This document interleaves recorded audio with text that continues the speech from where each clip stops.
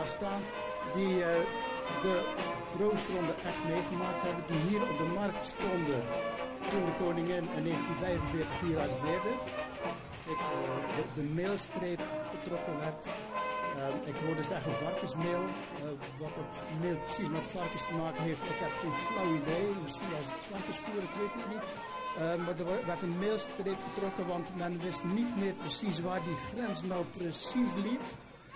Maar met een streep was er even een grens. Koningin Wilhelmina die stapte daarover en ze was weer in Nederland. Ze kwam terug in Nederland en ze is begonnen met een route te rijden door Zeeland en verder richting Brabant.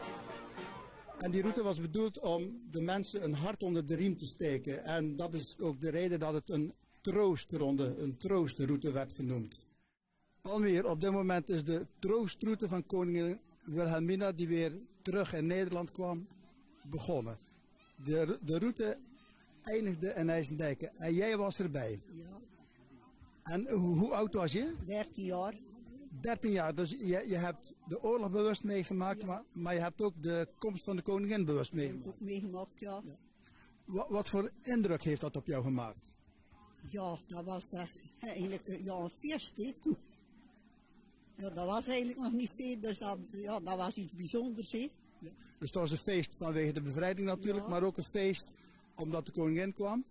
En ook een feest omdat het dus wat anders was dan anders. Ja, ook.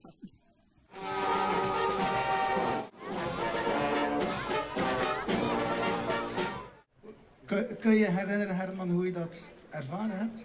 Toen die zo binnenkwam, dat viel eigenlijk een beetje tegen. Maar wij hadden afbeeldingen gezien van die koningin. Tijdens de oorlog kon er niks natuurlijk, wat later wel. En dat was dan een aanmerkelijk jongere vrouw en die had nog een kroontje op hoofd. En dat was die vrouw die uit die auto stapte, dat trok nergens op natuurlijk. Geen koningin voor jou. Herman, heb jij dat anders beleefd? Jij was iets jonger? Nou, ik heb precies hetzelfde beleefd. Ja, het was voor mij ook geen koningin. Ja, ik had er ook een andere voorstelling van.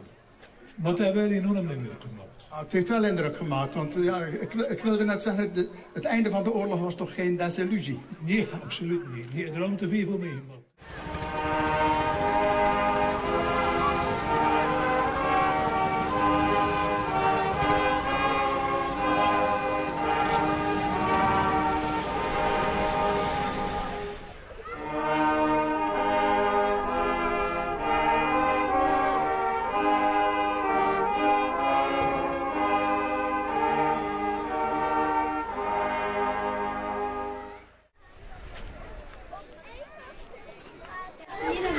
Bosje bloemetjes voorgeplukt met de dank aan ieder kind uit IJsendijke. Dank u wel. Heel lief van je. Dank u wel. U bent begonnen aan wat u noemde de troostroute.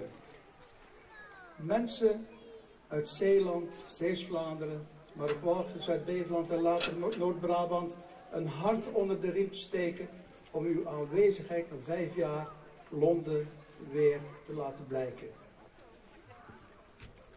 5 jaar bezetting, 5 jaar ellende.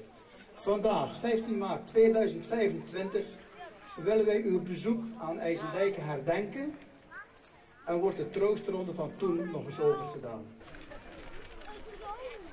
En ik zou graag een driewerf hoera voor onze koningin horen. Hoera! Hoera!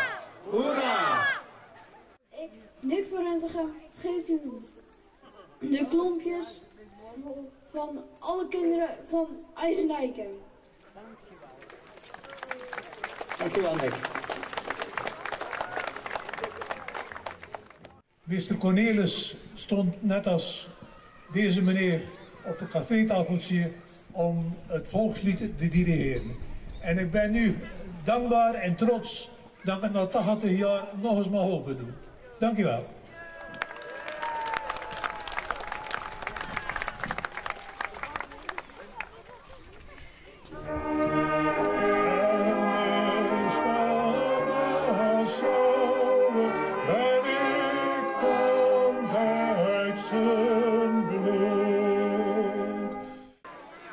Met het Zeeuws-Vlaamse volkslied Dankjewel, dames en heren. Het is zonder begeleiding, net nog nooit gedaan, maar dat gaat ook goed klinken. Ik reken op jullie. Waar eens de keizer Meeuwen verstierf aan het eenzaam strand, daar schiepen zich de zeeuwen uit schor en slik hun land. Heel kort even iets zeggen, want ja, dit is tot stand gekomen door inzet van heel veel vrijwilligers. Heel veel mensen die hier al maandenlang actief een rol hebben gepakt om te kijken van hoe kunnen we dit het beste doen. En gelukkig, de weerhouden zijn ons natuurlijk vandaag goed gezind. Vanochtend was ik ook bij de start in Ede, waar het heel druk was. Nou, hier bij de afsluiting in IJsendijken ook heel druk. En ja, enorm veel dank dat jullie er allemaal gekomen zijn. Want ja, belangstelling en kijken van nou, hoe gaat het allemaal, dat is natuurlijk, dat doet degene die de voorbereiding hebben gedaan ontzettend goed. Ik weet dat we ruim 5 jaar terug er eenzelfde soort programma was gemaakt. En vlak voordat het in maart, de datum van 13 maart kwam, ja, hadden we te maken met heel veel beperkingen en kon het niet doorgaan op het laatste moment. Dat was een enorme teleurstelling voor de organisatie.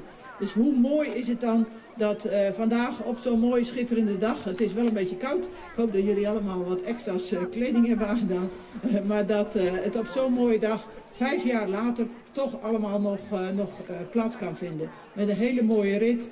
Een start in Ede, de waarnemend commissaris van de Koning speelde toen de rol van Quarles van Uffort vanochtend. En nou, die is moeiteloos overgenomen volgens mij door Paul Kluis. Dus zo zien we weer dat rolverwisseling helemaal niet zo moeilijk is, Paul. En natuurlijk heel mooi om onze koningin in de auto te zien. En ik heb heel veel mensen gehoord, een mooi compliment. Het wuiven was precies zoals de koningin destijds ook deed. Dus dat is wel heel mooi. En dan natuurlijk de mooie verhalen hier in IJsendijken van degene die destijds de ontvangst van de koningin ook nog hebben meegemaakt. Dus mijn grote complimenten, enorm trots op jullie. En ja, ik hoop dat iedereen dat ook uitstraalt. We mogen trots zijn op de organisatie en de vele vrijwilligers. Dank.